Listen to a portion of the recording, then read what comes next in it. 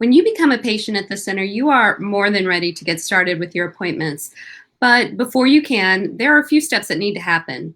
One of them involves signing consent forms and getting educated about what we do. So today on Lunchtime Live at the Center, we're talking to our CEO, Paul Verastro, about how our new e-learning and consent platform called EngagedMD allows you to seamlessly move through this process, helps you feel better prepared, and enables you to have better interactions with your providers. Paul, hello and welcome. Hello, Ami, and happy St. Patrick's Day. Oh, yeah. What is EngagedMD? So EngagedMD is a web-based platform that we utilize for managing patient documents, including important forms and consent forms, as well as educational videos that we are able to assign to patients at different times during their family building journey with us. Do those documents include all of their health documents as well as the consent that they will need to sign? Yeah, it's different documents at different times. So Okay. the way the system works is typically when a patient makes a new patient appointment or an IVF consultation appointment, they're automatically registered into the EngagedMD system. And as soon as that registration occurs, either the day the appointment is made or the next day, the patient will receive an invitation from EngagedMD. When they log into EngagedMD, they will have certain documents waiting for them. So if it's a patient who's new to the practice, those documents are going to include things like registration forms, insurance information forms, a welcome letter to the practice, and some clinical forms, their clinical intake form and a genetic questionnaire. It is super important that these forms are completed. We ask a week prior to the patient's appointment because, we do a lot of homework before that first appointment happens, and having this information ahead of time allows us to get that homework done so we can make that visit as productive and informative as possible. And do they also get a packet handed to them as well, or is it all in this system? Because of COVID, we are really limiting patient visits into the office. So I would say at this point, 90% of what we would hand to a patient live has been converted over to the EngagedMD system. So, okay. So yeah, and it's just made the process super efficient, I think, for patients and staff because, by emailing these documents to patients well ahead of their appointments, these are all forms that can be easily filled online at home at their convenience. And the great thing on our end with EngagedMD is it provides us with a tracking bar. So if Mary Smith has an appointment scheduled for May 1st, we can log into EngagedMD and see that she's 10% done with her paperwork. She's 20% done. She's 50% done. And the system allows us to send gentle reminders to people that, your appointment's coming up, but you haven't yet completed the paperwork. What kind of paperwork is involved for, say, a new patient, their new patient packet? The new patient packet would include registration forms if it's a couple for both members of the couple. It would include the center's welcome letter, financial agreement, but most importantly, the patient's clinical intake form and a genetic questionnaire.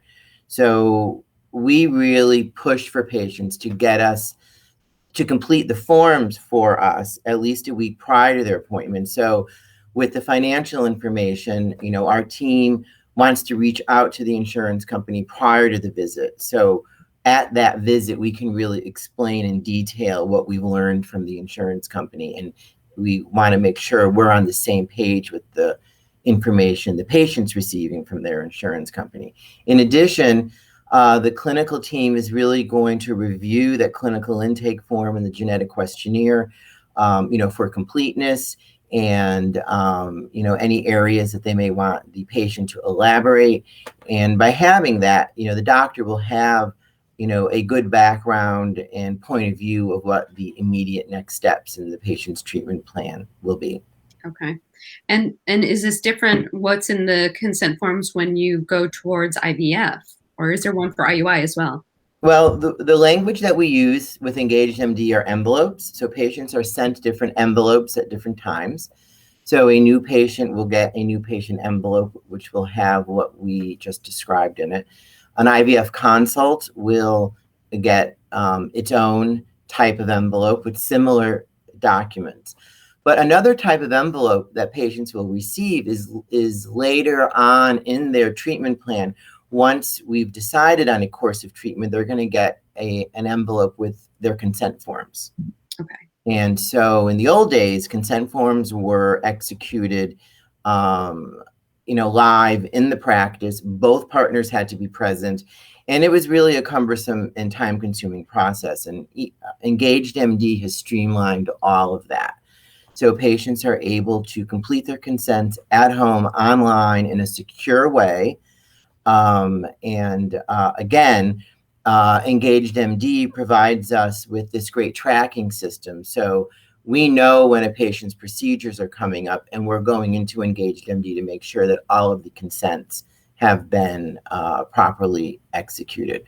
I'd like to emphasize that, a change with the EngagedMD program has required that when we are registering patients for their new patient visit or their IVF visit, it's become critical that we have an email address for couples for both partners. Because with the DocuSign technology, it is each individual logging in under their individual email that tracks and verifies the validity of signing that consent form. So that has been a change in the way we're registering patients, is really requiring a unique email for both members of a couple. And unfortunately, if couples are unable to do that, then we have to revert back to the old paper system. And when they're looking at the consent forms, is there any sort of additional instruction that's involved? Are there videos? What happens if they have questions around these consents? That is a great question, Ami. One of the nice things about the EngagedMD platform is, as people are moving through the consent online with their cursor, we have inserted sort of pop-up bubbles in areas that we know have created questions for patients. We are also still giving most patients a paper version of the consent at some point so that they can read through it before they go online. We really encourage couples to do the consents together, because remember, there's going to be a consenting process if it's a couple for one partner and then the second partner under their unique email. So we encourage them to do the consents together, because there are areas in the consents where they are making decisions as a couple.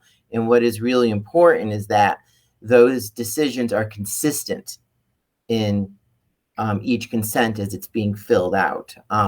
When the consents come back to us, they go back to the patient's nurse, and the nurse does do a review. And the system allows us to send the consent back and forth if something's been incorrectly completed, or there's inconsistency in the partner decision making, or just a section's been missed. Okay, so if a patient makes a mistake, and Jen Christensen is talking about this, it can be corrected, right? Yes, it can be corrected. Once the patients have signed the consent, it then goes to a clinical reviewer who's going to review the consent. And if we see anything that does not look right or has been missed, then those will be sent back to the patient with a note explaining. What kind of consents can a patient expect to be considering to have to be looking at to sign? Well, that's really specific to the patient's treatment plan. So, any patient who might be watching this who's currently with the center knows that, we operate under about 60 different consent forms depending on, what the treatment plan is and what is happening. So, typically though, there is the treatment plans are for IUIs, intrauterine inseminations, or IVF, in vitro fertilization, with all of the different components that go along with both of them. So oftentimes patients are signing multiple consents for a single treatment plan. Now, EngagedMD is also an e-learning platform, right? So Yes. there are videos in there as well. Can you talk a little bit about the videos and what those entail? Sure thing. When we create envelopes for new patients or our IVF consult patients, not only are we attaching the necessary documents into the envelopes, but we're also attaching videos.